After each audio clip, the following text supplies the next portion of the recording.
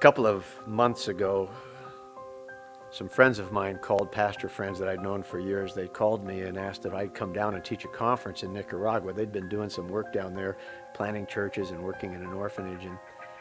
And because of our long relationship, I said yes. I'd never been to Nicaragua, but I went, and they picked me up at the airport and showed me the various projects that they were involved in and things they were doing.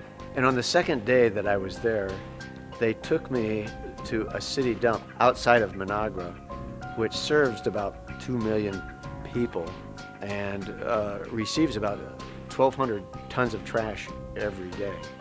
It's hard, being an American, to really understand that these dumps are all over the world. They're in every major city of the developing world where people literally are eking out their living off the dump. Trash as far as the eye can see, and these people literally attack these trucks as they come in, hundreds of them, attack these trucks to try to get the first of the refuse that's coming off the trucks for recycling and for food and for parts for their shelter. They live in the dump, they raise their kids in the dump. Some of these have been generations, they've never left the dump. And I was looking over this landscape that had been so devastated, a devastated environment, a devastated people.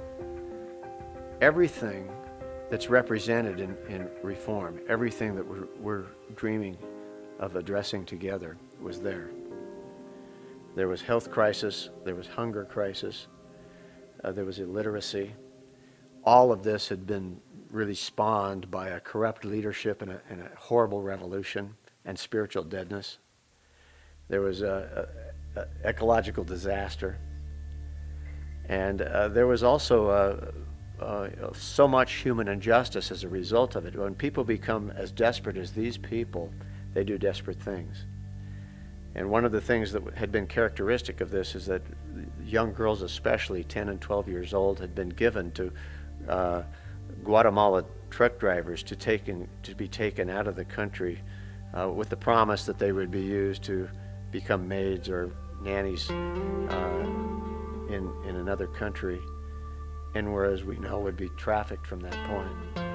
What we really need to do is break the cycle of extreme poverty here. How could we do that? And I believe that as we come together and ask God for creativity, He would give us solutions. I asked, what is it that these guys are after? I mean, they're just attacking these trucks, even to the point that sometimes people literally get buried alive under the trash. And I said, what is it that they're after? And the guy that was with me, who was very familiar with the dump, he said, well, they're after anything that's recyclable primarily, or anything that they could use, and sometimes food. But one of their primary things that they're after is plastic. And they're literally tons and tons of plastic, and all day they're harvesting these huge, massive, bags, filling them with plastic, taking them to a buyer who then sells them to these Guatemala trucks, where they pile it 30 feet high and take it across a couple of borders all of the way to Guatemala, where it's sorted, it's shredded, and it's processed into pellets that it's then sold into countries like the United States. And the thought that hit me is, why don't we start a plastic plant right here? We could pay the people more for their plastic. We could employ the people to work in our plant to sort and shred and produce goods.